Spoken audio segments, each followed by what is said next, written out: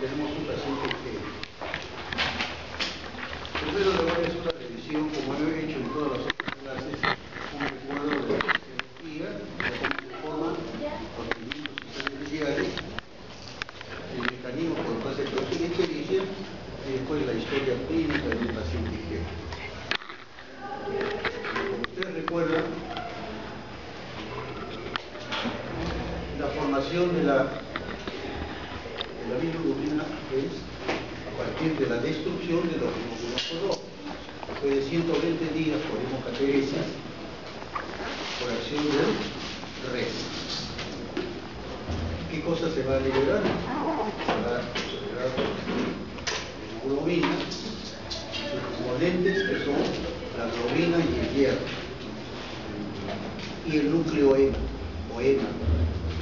El hierro y la globina van a ser nuevamente utilizados por el organismo, mientras que el núcleo tiene que ser excretado, pero previamente transformado en bilirrubina. Y esto se consigue por acción de dos enzimas. La hemoxigenasa va a formar biliverdina y la bilirrubina por la otra enzima de la bilirrubina reductasa va a formar bilirrubina, llamada bilirrubina no conjugada, indirecta, que da la llamada reacción de Van der Waals indirecta. ¿Qué significa? Que es cuando es una unión con un reactivo que se llama el diazo reactivo de Hershey y da un conjunto de cuerpos únicos. Cuando el sustrato es bilirrubina, esto requiere de sustancias que se llaman aportadoras, por eso se llama indirecta. ¿Qué caracteriza a la bilirrubina no conjugada?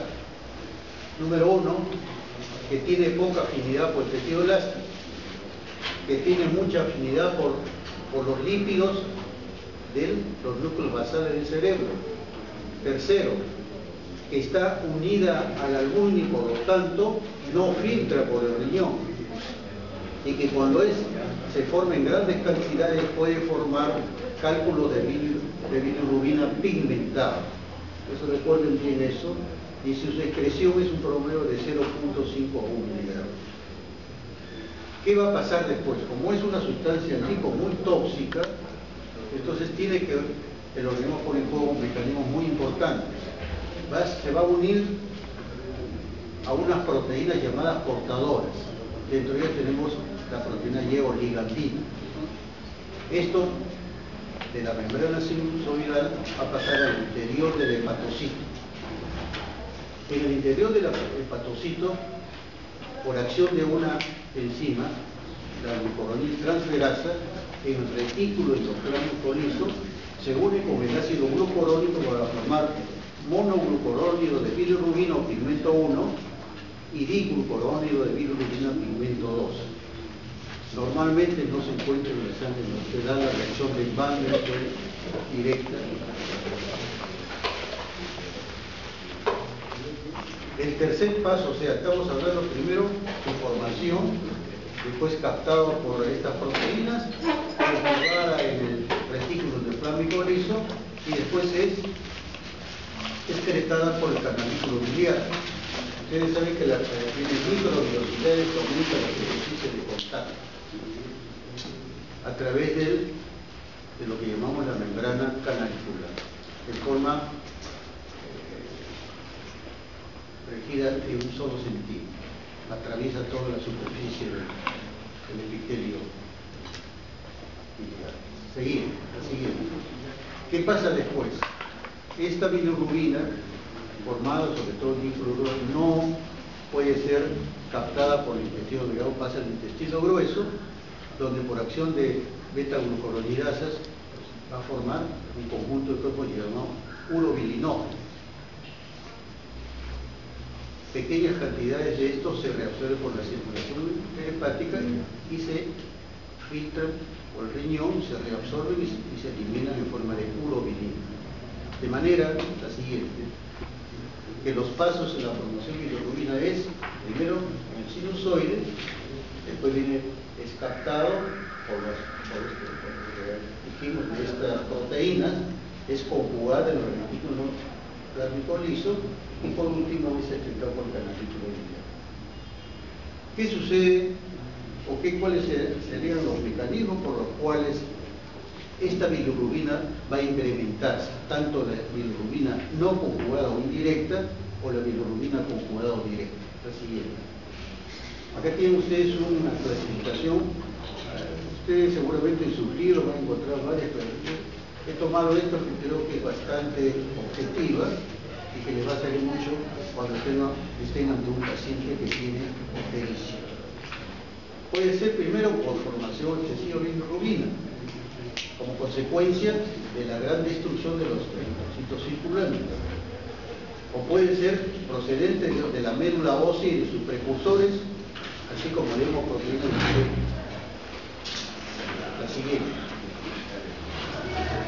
El segundo mecanismo es por conjugación defectuosa, sea porque hay déficit o ausencia de enzima glucoroniltransferasa o por defecto en el transporte de la bilirrubina al interior de las células hepáticas. Y la tercera, la siguiente, cuando hay ejerción defectuosa, puede ser un factor congénito, o porque hay una lesión hepatocelular, o porque hay una colestasis intra o extrahepática.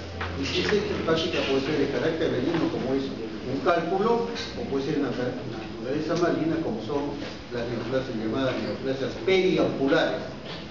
Digo periampulares porque ahí está considerado el colédoco terminal, joya de Baker y cabeza hepática. Todos estos pueden determinar lo que llamamos colestasis. Muy bien, continuamos.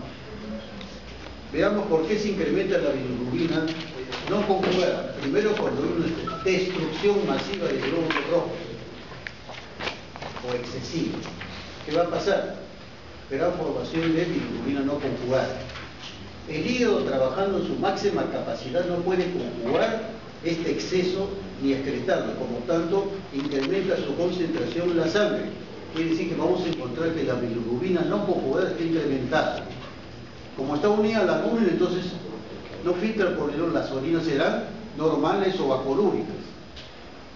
Pero como conjuga, también va a formar mayor cantidad de ¿qué? De urobilinógeno fecal y también urobilinógeno urinario. De manera que cuando hay destrucción de glóbulos rojos, vamos a encontrar bilirrubina no conjugada incrementada, orinas normales o acolúricas y las heces están hiperpigmentadas.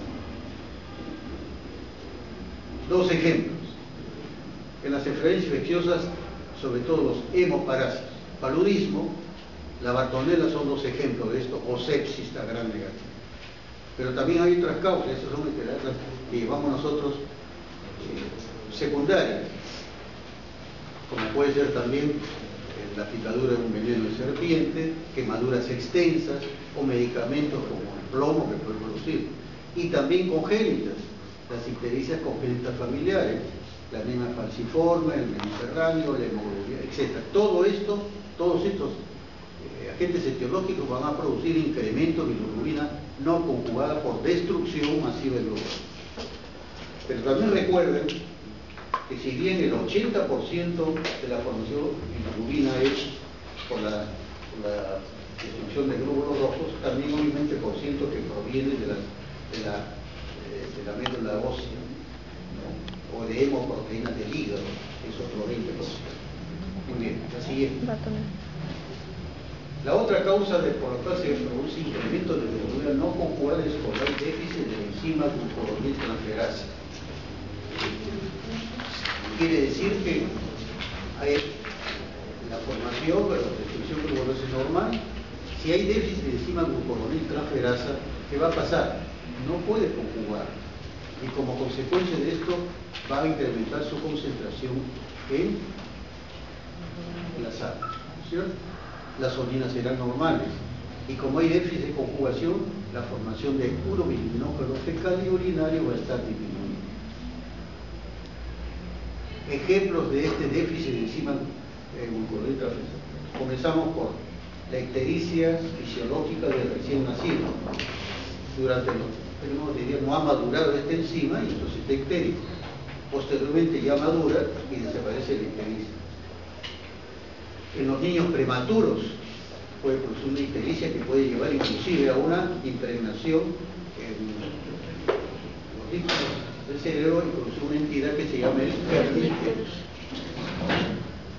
Hay otras enfermedades que la voy a señalar, por eso seguramente en su curso de pediatría, porque esto se ve sobre todo en los recién nacidos.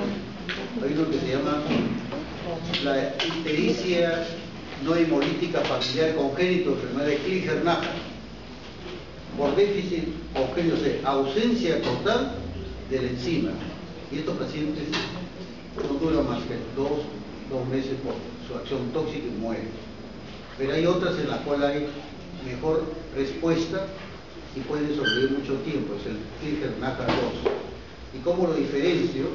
Porque hay un medicamento que se llama fenobarbital, que es inductor de ¿quién? Del retículo endoplásmico liso, donde se produce la conjugación, y entonces va a mejorar de esta bilirrubina no conjugada.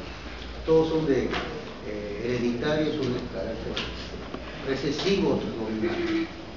Hay otra entidad que se llama enfermedad de Lucey-Driscoll o síndrome de Lucey-Driscoll, porque está presente tanto en el niño como en la madre de una sustancia progestágena, un esteroide que inhibe la actividad de la glucoroniltransferasa.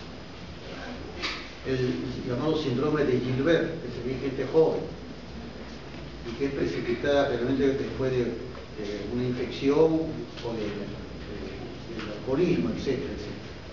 O también de medicamentos que compiten con esta proteína Z o la bilirrubina. Por ejemplo, la rifampicina, que se emplea mucho en tuberculosis y que puede llevar a un incremento de bilirrubina no conjugada por este mecanismo. La siguiente. Entonces ahora vamos a ver por lesión hepatocelulosal.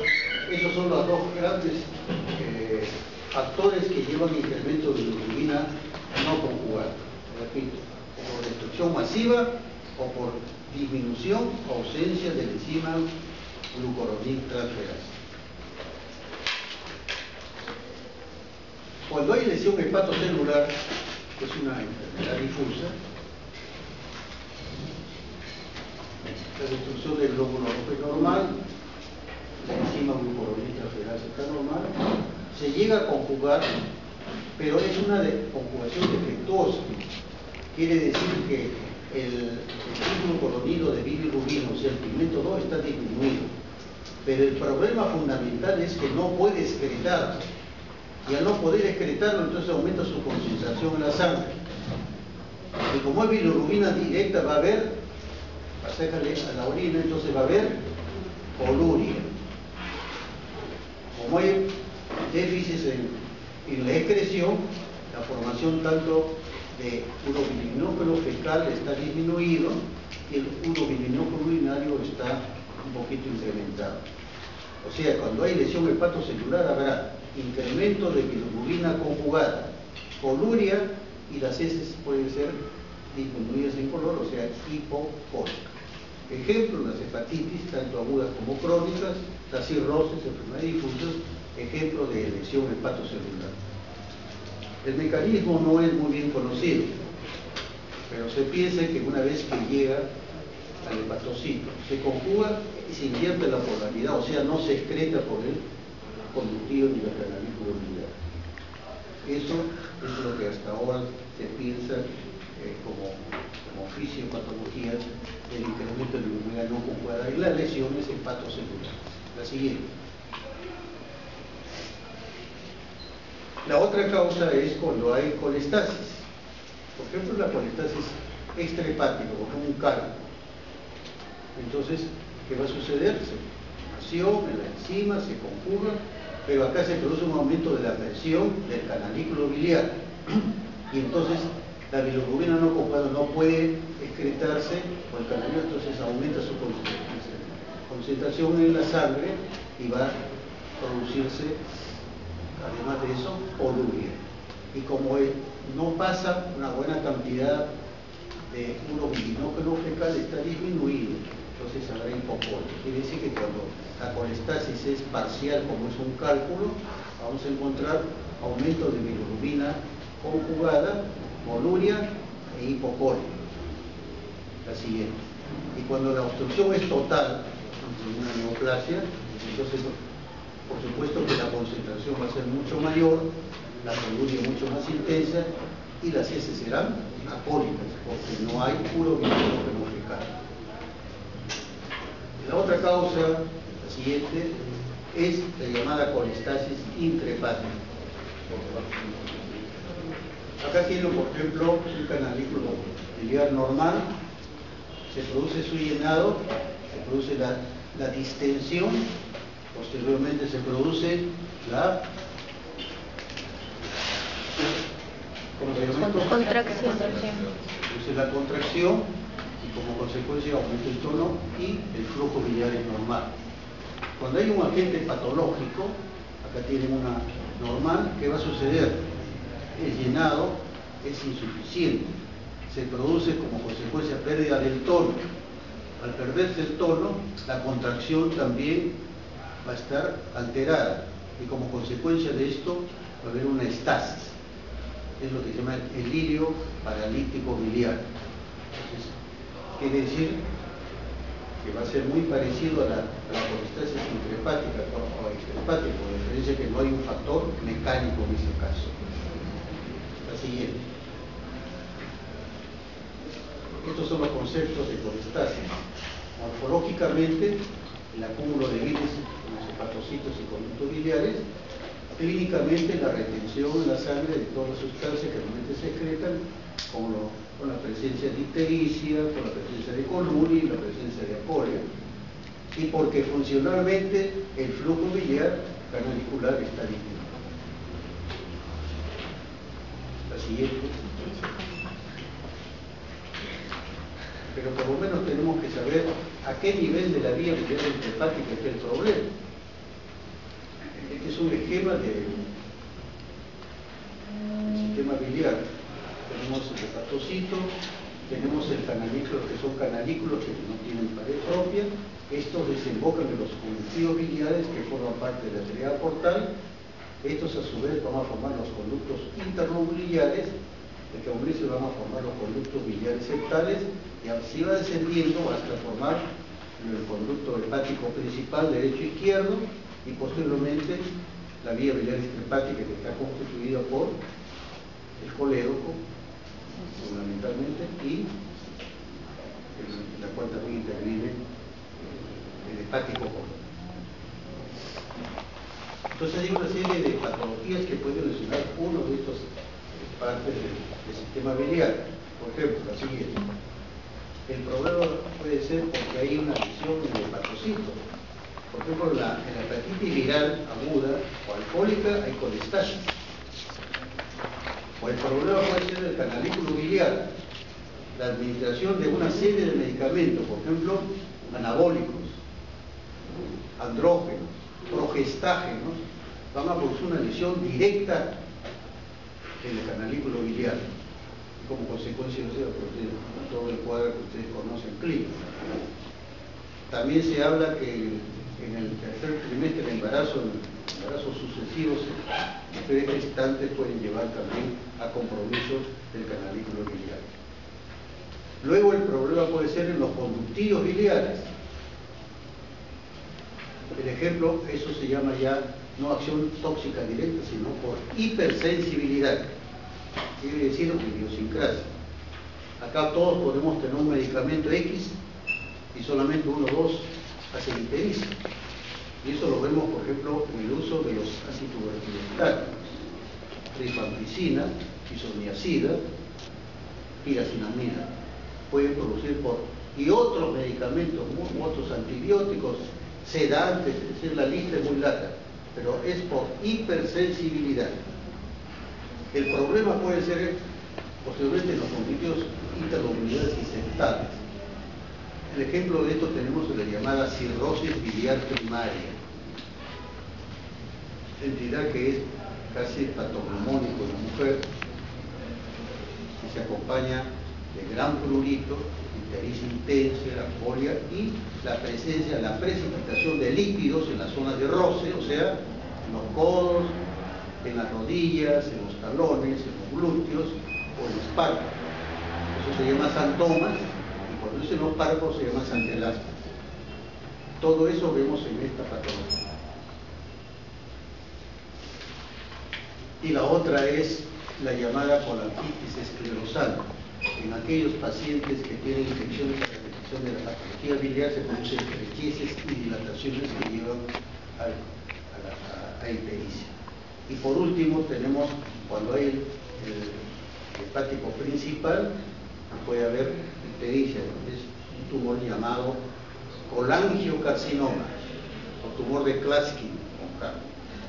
Entonces, como ven, si bien la fisiopatología no es muy bien conocida, pero sí debemos saber a qué nivel está la colestasis.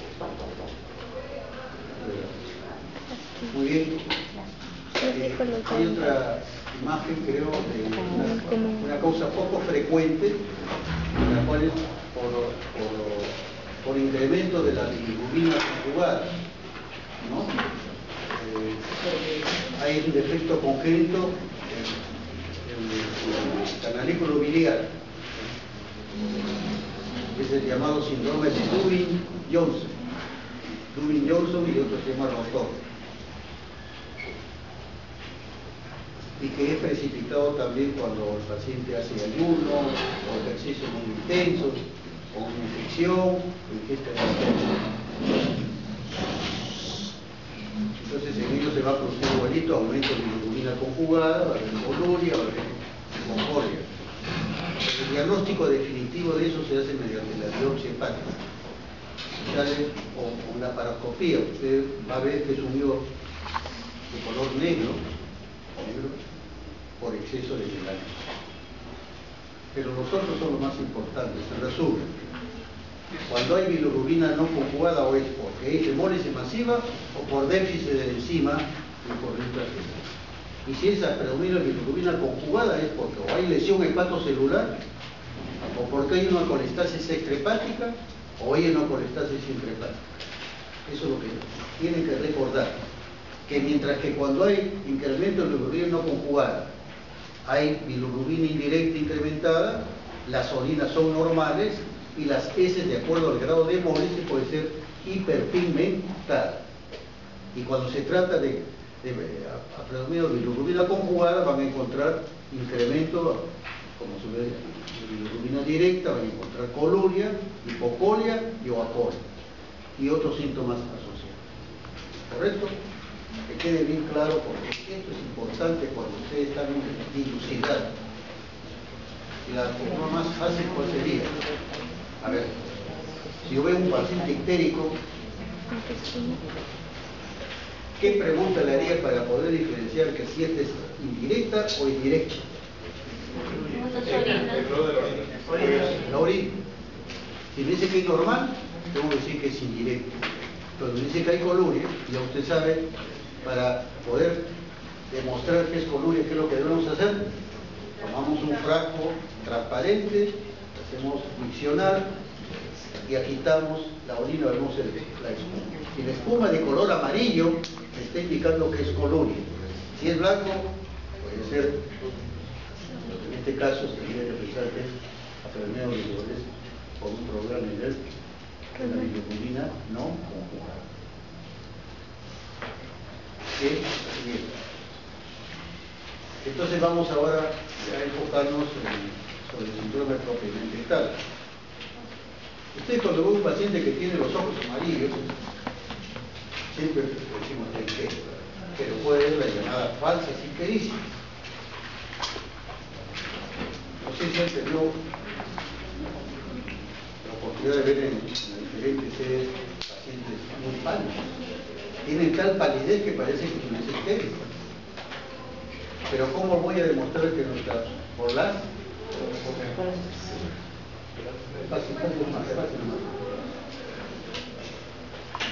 La grasa conjuntival, eso se ve en las personas de ese color, tiene un tal cantidad de grasa que parece que fue ictérico.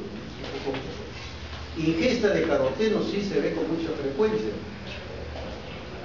Ahora hay mucho vegetariano, o las chicas que quieren modelar,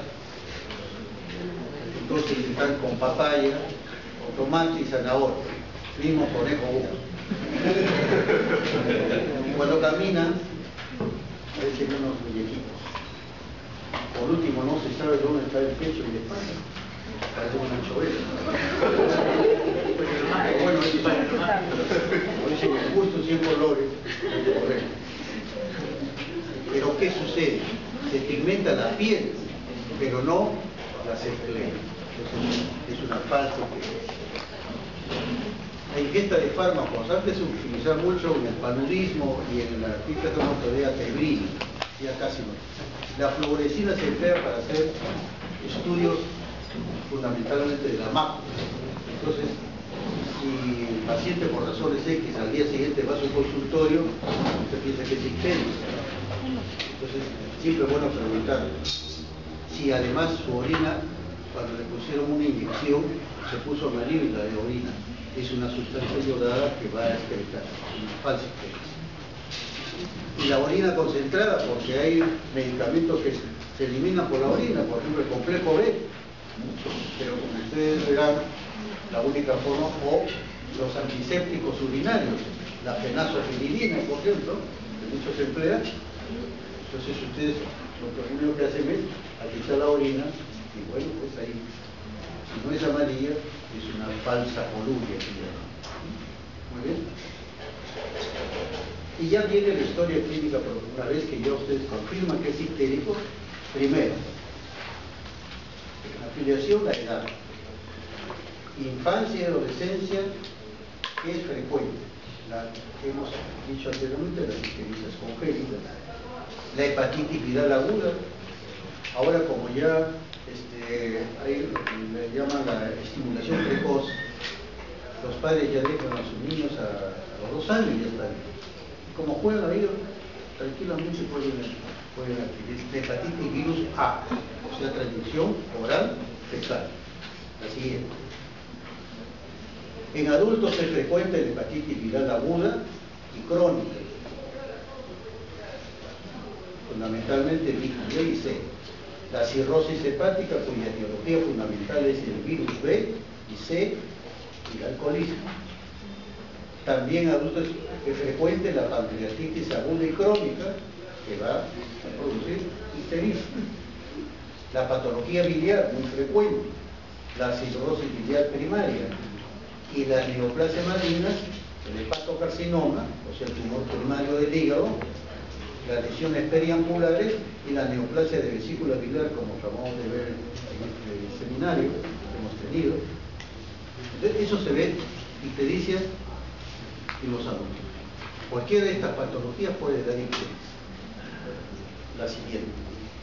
En cuanto al sexo, en el hombre es frecuente la cirrosis hepática, la pancreatitis aguda crónica y las neoplasias malignas de hígado y vía biliar. En la mujer, la patología biliar, la cirrosis biliar y el carcinoma vesicular. Esto es lo que vemos con mayor frecuencia. Eso no significa que una mujer no puede tener cirrosis. Ahora ya hay mucho alcoholismo y de muy precoz. Hay estudios que demuestran que ya desde los 10, 11 años están tomando los mismos. Y no hablo de la droga. Y bueno, pues se vuelven tan amigos de Baco que no terminan pues en cirrosis. Pero ojo, por supuesto que esto no debe entusiasmarme tampoco. Estudios estadísticos se demuestran que solamente el 20 o 25% de alcohólicos van a la cirrosis. Ahí dice, entonces puedo tomar, yo no estoy en ese 25%. Pero todos van a producir lesión hepática, o sea, lo que llamamos hepatopatía alcohólica. O sea, yo puedo tener hígado graso, puedo tener hepatitis alcohólica y puedo llegar a una hepatitis crónica y no ir a una cirrosis. Pero hay una serie de otros factores. La siguiente. La ocupación. ¿Quiénes son más expuestos a virus B y virus C? Todos ustedes están en ¿dónde? En un hospital, los que trabajan en laboratorio, los odontólogos, los químicos obstetras, los cirujanos, están expuestos a eso. La leptospirosis, los que trabajan en el campo con los pies descalzos en las acequias donde hay roedores, que es la fuente de esta enfermedad que produce ictericia. La hidratidosis hepática, el hepatocarcinoma, porque está relacionado esos que trabajan o que Tiene razón, en siglos donde hay cereales, ese polvillo, eso tiene una sustancia, un hongo que se llama aflatoxina. O también el que trabaja como todos nosotros, porque el factor más importante en este momento etiológico es el virus B y C.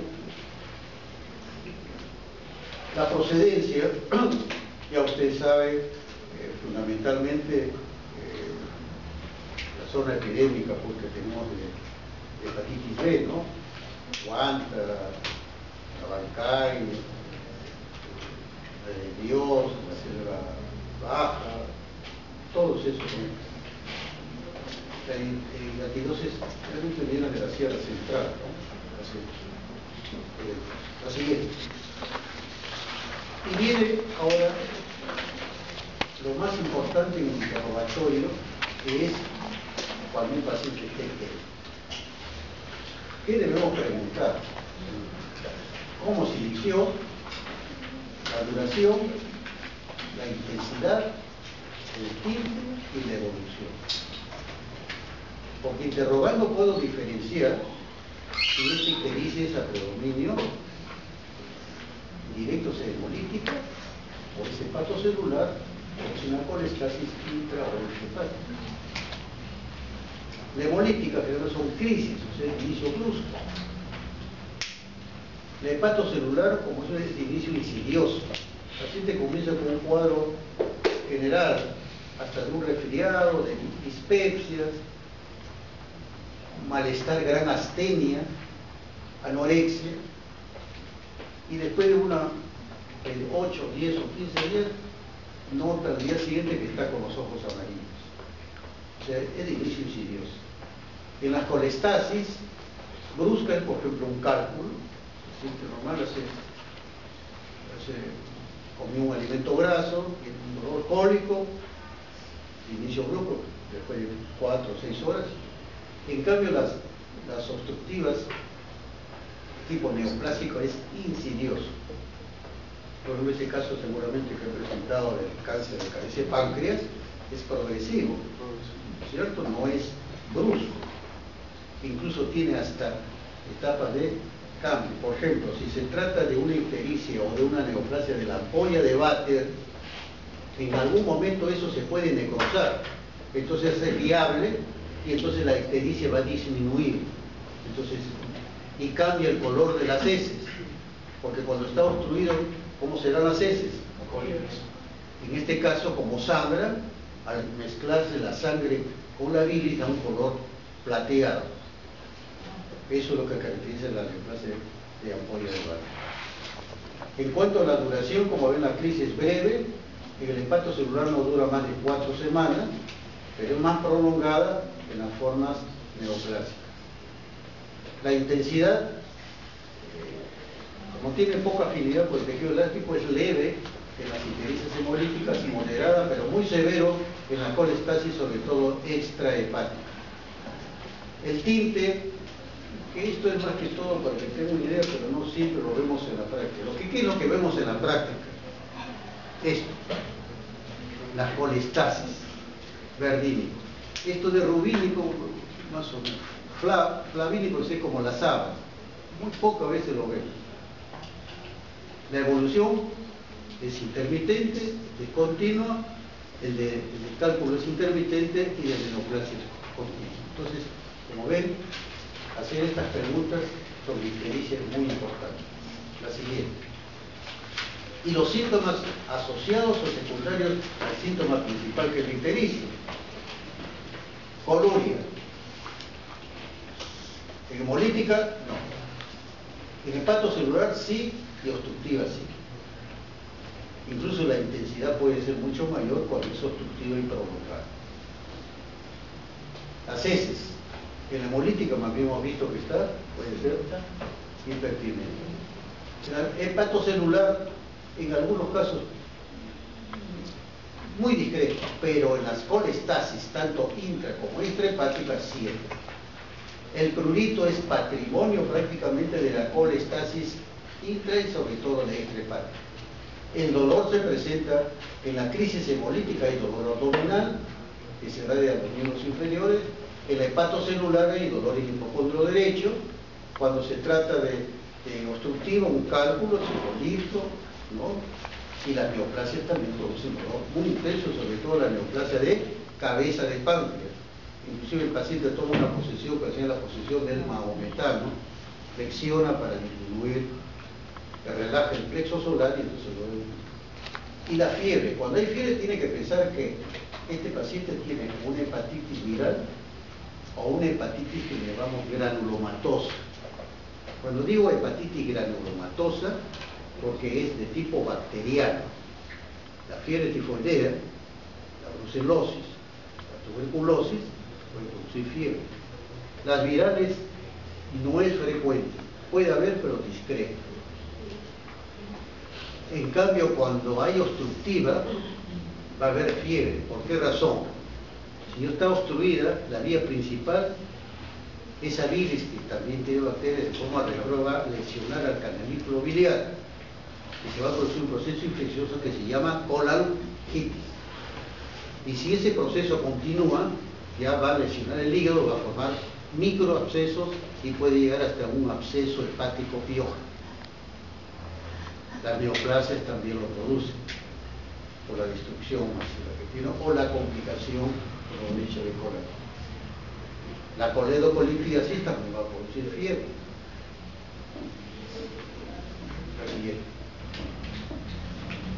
Luego preguntar por los antecedentes y factores etiológicos. Cuando se trata de una ictericia hepatocelular, que debemos preguntar datos epidemiológicos, el lugar donde trabaja, una familia, la viral del vector entérico, eso se ve sobre todo en la hepatitis A, ¿no? Ya hemos hablado de los trabajadores de salud que están expuestos. La ingesta de alimentos contaminados, tener mucho cuidado. Le gusta el fútbol, hincha de la Alianza, dice, sale de Matute y se come ahí un apanado que hay su carambola. Y de carambola termina una hepatitis. Así que tenemos la manipulación, las verduras hay que comerlas hervidas o echarles un yodo blanco para desinfectar. Todas esas cosas hay que tener, lavarse las manos, ¿verdad? Todas estas cosas pueden llevar a una hepatitis. La siguiente. El antecedente de transfusiones, suero, vacunas, intervenciones dentales en los drogaditos, por lo todo por vía endovenosa, usan una aguja fiscal, se pone uno, se pone el otro, una contaminación. Hemos visto el alcoholismo, porque eso lleva a hepatopatía alcohólica crónica, el contacto con tóxicos industriales y agrícolas. Ahora ya no se emplea mucho, antes había una sustancia que se llama tetracloruro de carbono para desinfectar y que producía ictericia. Y la ingesta de fármacos, como hemos visto, se estuvo ingiriendo no solamente los anticoagulostáticos. Acá utilizamos como maíz el acetaminofén o paracetamol. Todo es con paracetamol y es hepatotóxico. Como Dios es grande, felizmente que por ahora no tenemos mucho, pero la ingesta de fármacos puede llevar también a la siguiente.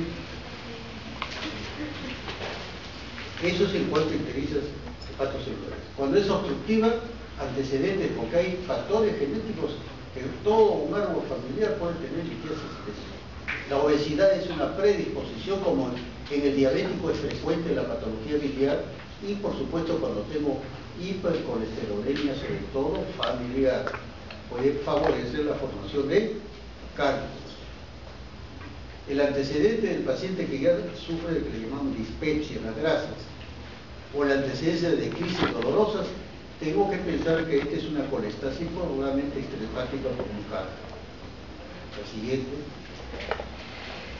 En las ictericias hemolíticas, el antecedente debe haber estado en contacto con agentes químicos, físicos, venenos, vegetales y animales, o de transfusiones e incompatibilidades sanguíneas, o estigmas que pueden, con el antecedente de ictericia hemolítica congénita o familiar.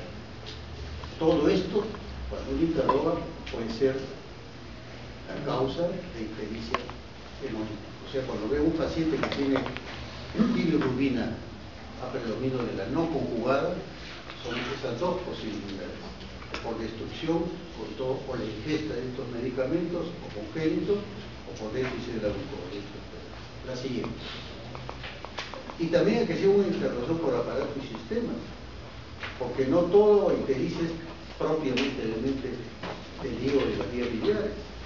Ejemplo, en el aparato respiratorio usted puede ver una neumonía ictericia, sobre todo basal, infarto porque hay destrucción de glóbulos rojos y va a haber simplemente bilirrubina no conjugada. El cáncer pulmonar porque hay metástasis, y la enfermedad obstructiva crónica que puede llevar a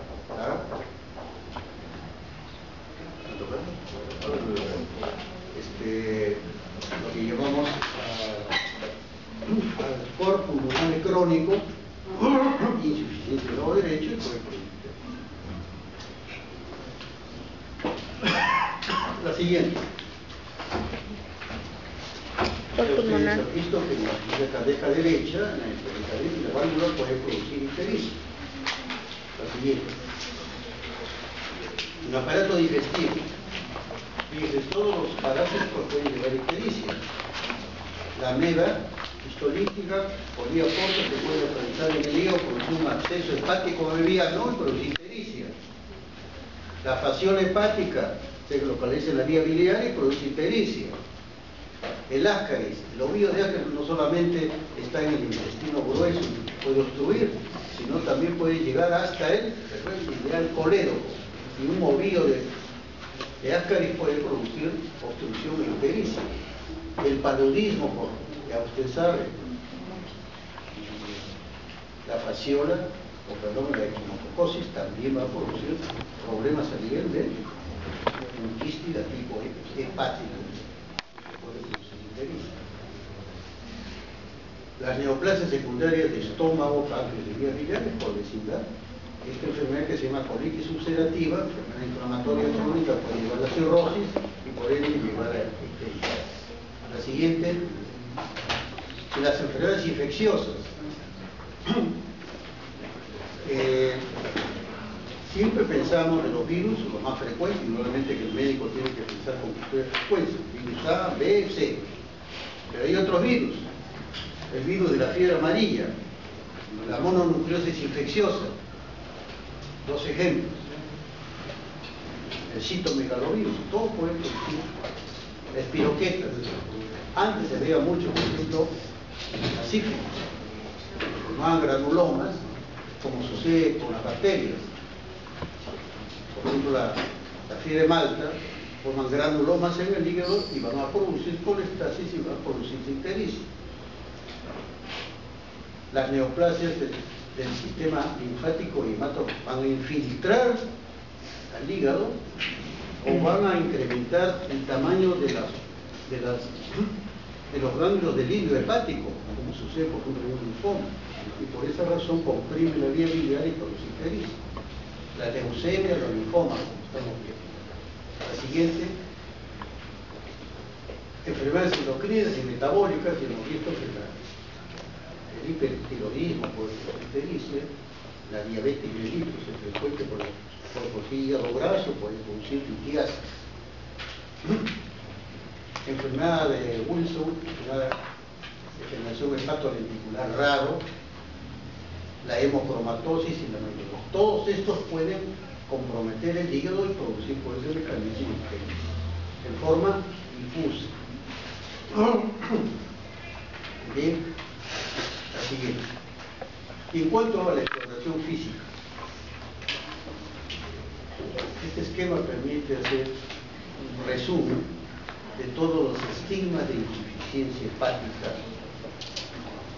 que es lo que podemos encontrar en los pacientes que tienen una insuficiencia hepática descompensada. O sea, podemos tener ictericia, telangiectasia.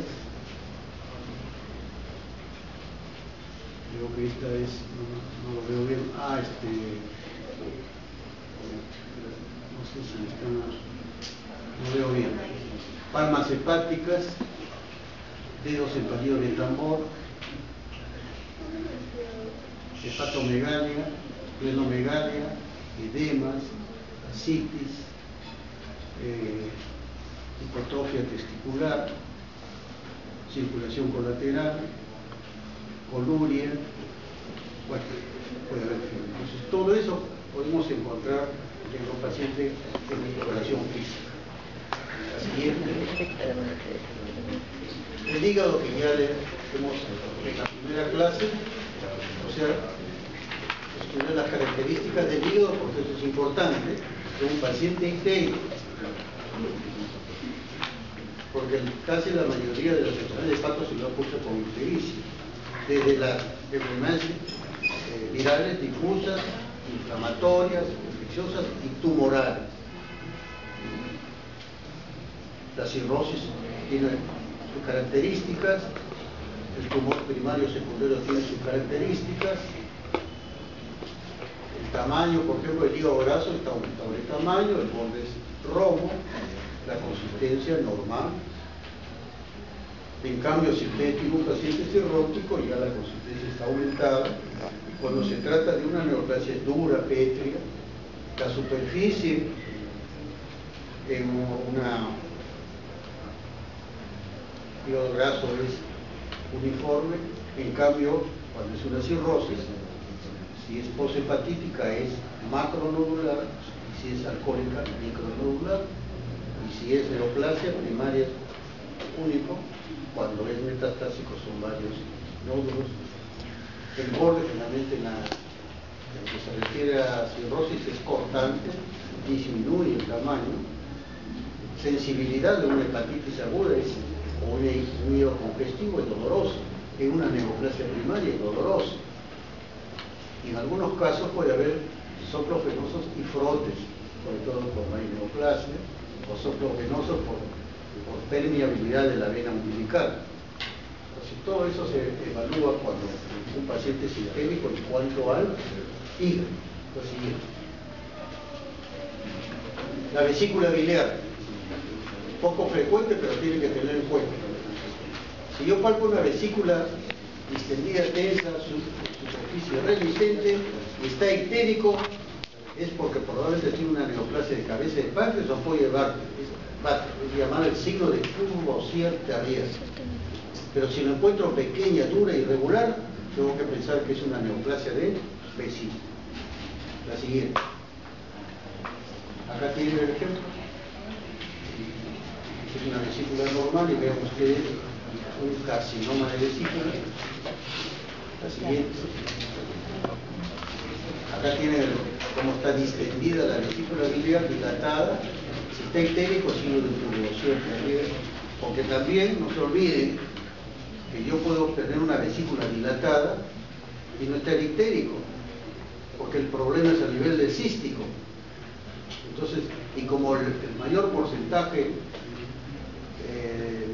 la vesícula contiene agua, se va a distender, entonces eso se llama hidrocolecisto.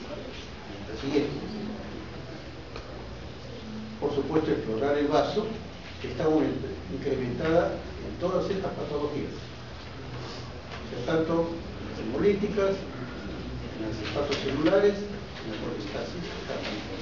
Lo siguiente. Acá tenemos el vaso con el incrementado, la siguiente. Ascitis, red venosa, la presencia de úlceras crónicas y estas alteraciones poco frecuentes que pueden verse en los pacientes que tienen ictericia de tipo hemolítico.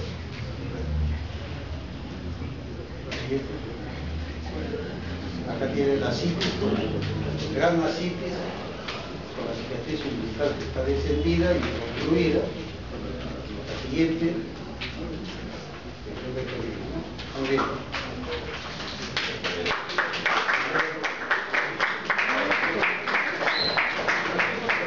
Lo que quiero es que rescaten de todo eso. Cuando estoy ante un paciente ictérico, mi primera pregunta es si es una verdadera ictericia o falsa. Si es verdadero, mi segunda pregunta es, ¿a predominio de qué bilirrubina? Entonces, para eso le pregunto cómo se usó. Si son normales, digo, este es a predominio de bilirrubina no conjugada. que también se llama pre-retículo endoplámico lisomelico. Como usted sabe, la conjugación se realiza en el retículo endoplámico lisomelico. Entonces digo, esto es o porque hay una hemólisis o porque hay una déficit de enzima glucoroniotransferasa. Ya la historia me va a poder definir ambos. Pero si esa predominancia de bilirrubina conjugada